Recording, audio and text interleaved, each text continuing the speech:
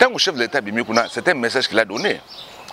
Quel message qu'il a donné à la face du monde et à la face de l'intérieur? Que la situation est sous contrôle. Par rapport à la rumeur, complot, la situation est sous contrôle. Je contrôle la situation. Je suis à l'aise chez moi. Il n'y a rien. C'est l'homme qui a peur. C'est le message qu'il a donné. Hein? Pour nous, on a pris rien par rapport parce que Félix Antoine Tshisekedi Tshilombo, avant comme président, a notamment V8. V8 coûte combien? Plus de 100 000 $. Ngamazolé là. Bah minerai pour masco. Ça veut dire que Kopekou et Koufi. Les bosses c'est na est on a mutakanga mombele ba fana pendant 10 ans 15 ans. Oya kanga monga fula avant dans 7 ans. Oya kanga mbudi avant da lelo ba soutien. Ba panza biloko nyonso to wana. Siko e komi neti guerrilla. Mutaye abata un peu master moko na buta bimi ba ke ba sasi ba tumbi ba kimba zuko ba batami. Soka linga ye ba force ya ba breveté d'état-major tout ça. Il y a des techniciens d'état-major, il y a des rangers, il y a des scientifiques militaires, il y a des informaticiens militaires à côté officiellement. Bapesika wa ko vient côté, bapesika fali. Na fali. Na fali to moni a to mon passeport n'est pas timikili. Bapesika fali parce que vous avez l'information de bapesika fali. Ba raisonner par rapport au travail na bango. Et soukite. Donc faire ajouter et koyana tant ndeki nyosolo to boya ba congolais parce que ba pesi oyo il faut ba pesa oyo non.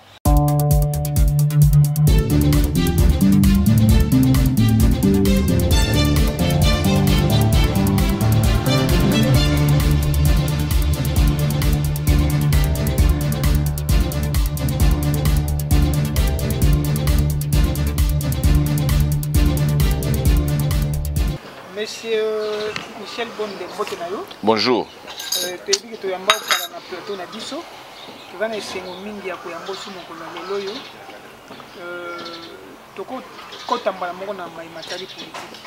Oui, mais tu as souhaité quand même bonne fête de Saint-Valentin. Voilà. Na ba amoureux, na ba amoureuse, na surtout à monde atié, na personne ba bisous à trop.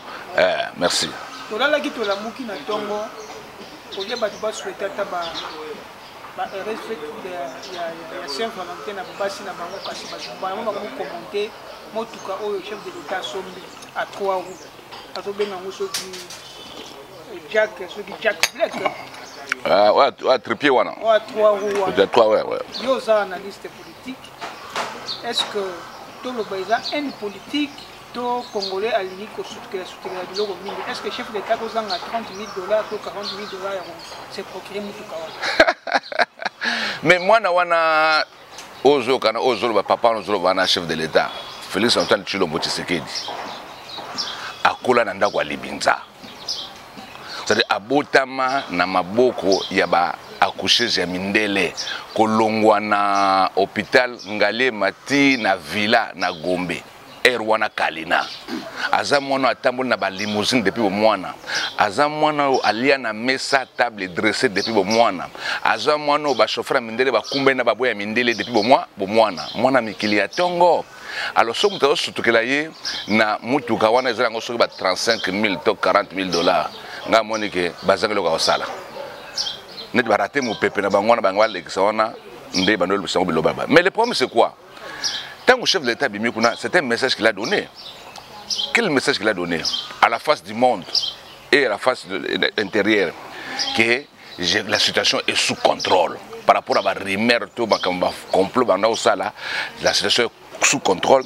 Je contrôle la situation. Je suis à l'aise chez moi. Il n'y a rien. C'est l'homme qui a peur. C'est le message qu'il a donné. Hein? Pour nous, on a pris rien par rapport parce que Félix Antoine Tshisekedi Tshilombo, avant comme président, a notamment V8. V8 coûte combien? Plus de 100 000 $. Hein? Bah, ministère coûte 150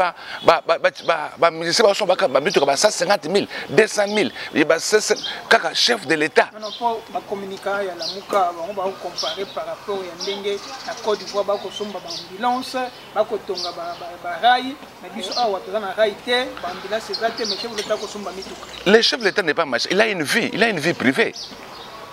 Avant qu'il soit chef de l'État, il fut le président de tout ce monde là que vous citez, le nom de Lamuka, qui était président de Félix Tshisekedi dans la opposition? Qui? Mais il était leur chef. Hein? Fils d'un premier ministre, fils d'un ministre, fils d'un chef de parlement. À ce moment, on a les binza, ça parvenu dans le monde de l'aisance. Il y a un monde qui est là, avant un appartement, il y a 3 chambres, c'était Oya, à Soudra Palais. Contrairement à ce que je vous parler, avant un appartement, 3 chambres.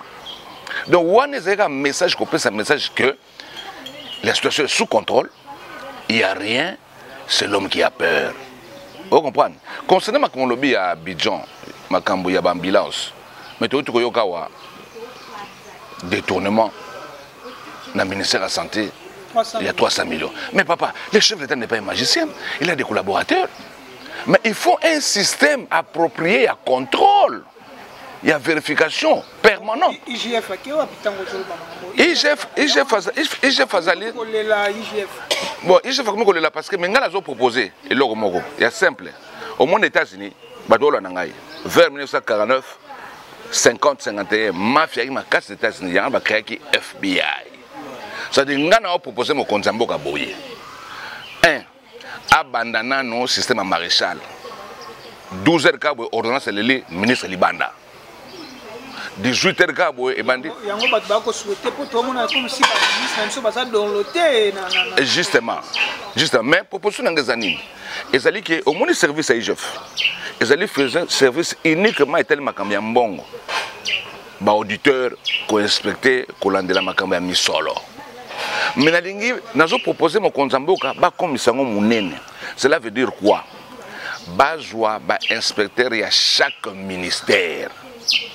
Ba englobango na service moko. Cela veut dire dans ces pays, au niveau de l'exécutif, nous avons le ministère de la Santé à des inspecteurs, la police a des inspecteurs, l'armée a des inspecteurs, la santé a des inspecteurs, le travail a des inspecteurs. Les inspecteurs, les bâtiments, na corps, na bango respectif, pour appeler ça rapport na bango par un ministre, ba benda ba inspecteur, ba gonfler. Net IGF comme inspectorat général de contrôle et de vérification. Papa Nangai Congo n'a sali enquête personnelle. Nga attaque divisé moi na mama na Wabondo na tamboli 24 communes il y a enquête et vérification. La majorité des Congolais na tellement pas Congo tonyoloka ba bi nangai papa Fimbu. Ba moi expliquer net ba chauffeur. Vieux, ce que je film de tout qu'on a sauté. Na monaki awa na entrée afdel 2 jours. Batano fana suma koloka ngamaté. Na monaki tango ba robot ba bimaki na nzela bazo fia ko ba chauffeur display konaka na nzela. Vous comprenez? Ça veut dire Congo faut moi dose muki à dictature. Ce qui dose à dictature réalité batazo comme on a net liberté comme libertinage. Et pourtant, ils allaient liberté. Au commandant Moutoussou, où les attaquer point, mais attaquer vie privée à Moutou. Ce n'est pas normal. Mais si on a zongi, au commandant de service, on a d'autres bisayo. Et comme quoi, la sécurité d'État, ils ont dépendre d'un chef de l'État. Net IGF Aosala. Mais Ezala, il y a mon bafungo liango. Il y a mon nene. Bafungo liango, comme la sécurité d'État. Place nous à quoi? Ezala au procureur. Au cadre comme ma bille. Inspecteur à organe wana. Tant que ba kangi au procureur. Ozala yo juge au cadre ma bille. Tant que ba kangi yo, ba ke ba sambisi yo kuna, ba condamné yo kuna. Intervention parce que je dépends de mon konzambo yamboka. Mais ndenge toujours mona oyo ke ba kangi moto. Il j'ai fait ça les rapports. Net makambo sa na message portefeuille. Ah, béton. Ah, béton. Béton. Béton. Yo a mwana okoli ndakwa libinza. Mwana okoli nakata bonkumu. Mawa soki le kitro likolo ya mawa nde ba ko balokelo na si na simba. Biloko musu betango kana midi ordonnance présidentielle révoquée. L'argent soit l'équitro. Et l'équitro. Banda ko beta biloko ya 12 heures information 3 tabalongwe. 4 balongwe. Bamso bangsa. Mais pour na Congola yoka, il faut moi dose à dictature. So moi dose ezali, au commande que nous sommes en là. To ute ko landa chef d'État zali bon na oyo. bakenda kokutana basali kumwa réunion na bachef d'état mosusu kasi absence ya Kagame ekobangisa baikongomani mosusu mpe maloba oyo Kagame akoloba parce que c'était prévu azala kuna na réunion wana esalamaki na oyo akei te réunion mpe kosalama awa ya SADC mpe bachef de l'état ya sous région toyoki mpe abia koya te me akoloba ete azomenase ekolo Congo ke kotika bitumba te ke bango babangaka bitumba te bango basala baétude bayekola comment est-ce que bakosala guerre na camp ya ennemi mais biloko wana ekobangisa mingi bakongomani kasi tokosentir ata gouvernement koloba eloko te yo oza kongomani oza mpe moto oyo kolobaka bato bayokaka yo nini okopense na makambo nyonso wana absence ya Kagame oyo awa mpe na Kinshasa koya te me akoloba kaka keno bitumba akolaka bitumba na Congo eza komani bon ndenge okota mpena makambo ya domaine sécuritaire te parce que eza domaine moko très sensible mais ntango azoloba eza aspect moko diplomatique aopesa message na ye omona bakinois baswanaka to babundaka te soki amoniki azali capable akota officiellement aya kobundisa biso nde ntango boyebaka mboko toza na batechnicien d'état major nde place boyebaka mboko toza na babrevetat d'état major nde place boyebaka mboko toza na baranger nde place boyebaka toza na bata mayele na kamatele bitumba ya kosakana te oyo basala na este kuna gerela wana bato balali yo lala pa na ngai na buto bimi obomi bato okimi wana bitumba te mais akota nano officiel bon koyeba place moto akongo elalaka na répondre à l'été parce que mbwa oyo agangaka aswaka na ye te so moto anga tako ya kotako mbala moko ya koloba wana barépondre nini mpo bayebisa ye nini mpo esala nini mpe na compte nini les chiens à bois la caravane passe. Merci. Tokota na dossier ya François Beya kangamaki qui est là en air cité plus de 50 sénateurs, députés, quelques ministres en fonction, mais Bikambango est le gouvernement qui a coupé sa rapport dans les jours qui vont suivre.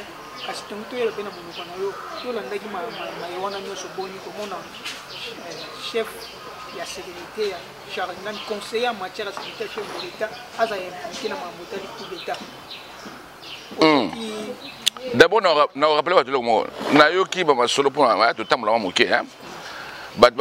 le conseiller spécial du chef de l'État, il est le conseiller spécial du chef de l'État, il dépend des directeurs de cabinet. C'est son chef. Vous comprenez? Mais on a des organes institutionnels établis par la loi pour nous contrôler. Si on a compris le Congolais, si on a compris walala, comme on a enquêteur, le problème de la sécurité d'État.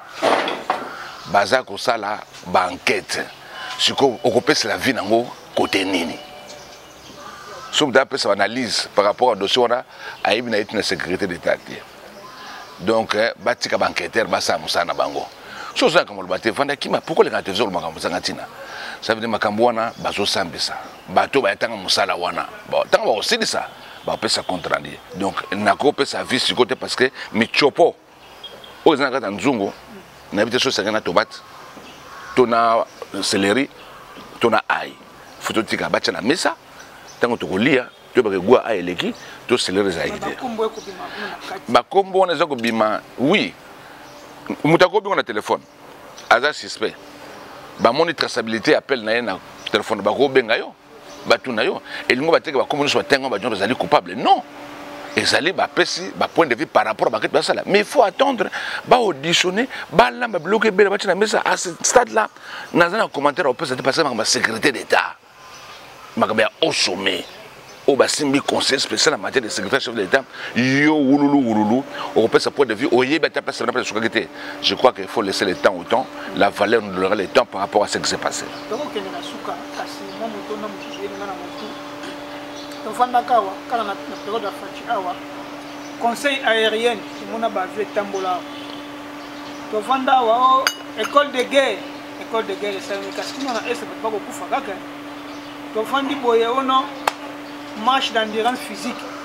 Panique et côté Nakisasa, Tomoni Bambila, plus de 5000 hommes, mais Batoupe à Kabelobi, soki bomoni basoda wana bopesa lokumu na faci te eza nde kabila moto atikaki bato wana yo moni yango boni. Les hommes passent, les histoires restent. Basoda na moto afuta bango l'état congolais. Vous comprenez? Moussana bango kokengela mokonzi ya mboka na famille na ye na biloko na ye. Fatia kolega mosusu akoya baokengela ye. Tibana depuis DSP. Vous comprenez? Ils allaient continuer les affaires à l'État. Ils allaient pour un privé. Donc ça n'a rien à voir avec ce que les gens parlent. Par rapport à la question sur le Bénin, il y a Makambo, il y a Est. Ce depuis 2019, avant 2019, Makambo est à Est. Au commune Lelo, au coup de la situation à Est. C'est pas pour rien, moi, je suis Moutanga Mazolé là. Bah minerai pour être ça veut dire que Kopeku et Koufi. Les bosses c'est na est on a mutakanga mombele bafana pendant 10 ans 15 ans. Oya kanga monga fula avant dans 7 ans. Oya kanga mbudi avant da lelo ba soutien.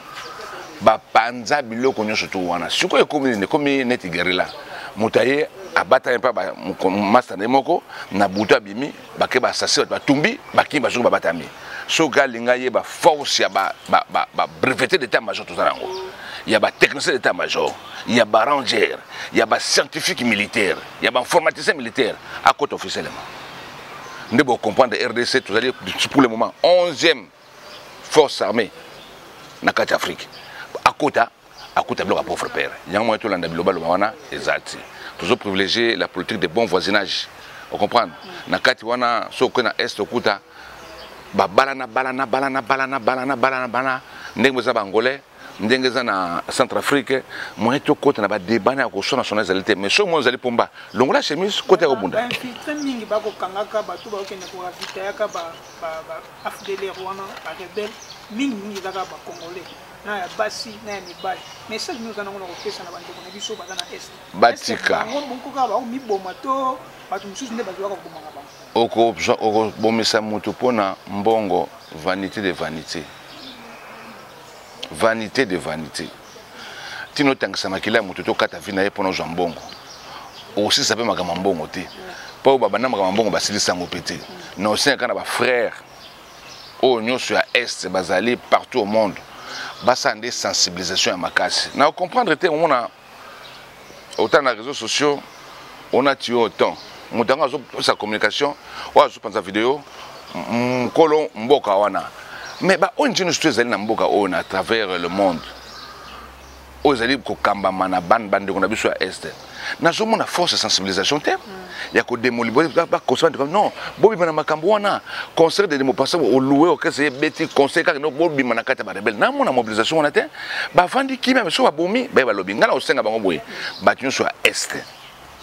Se mobiliser comme un seul homme pour nous conscientiser, sensibiliser. Bande kuna bango nyoso manakati ya est o baza ko sala pratique wana ya ko aider bantomboki ba tika biloko wana to privilégier unité ya mboka parce que na descendre to ko mboka oyo tant to gona na Rwanda coupe mboka comme le pelagi moto alors comment ko pela moto so to gagner match mais tant yo bimi o facilité monguna kota po bo mande kona yo o saline yo poza na éternalité lobi okufa mais pourquoi tangisa makele ya moto pona mosolo o sana ngo nini OK nango wapi pour celle là au nini.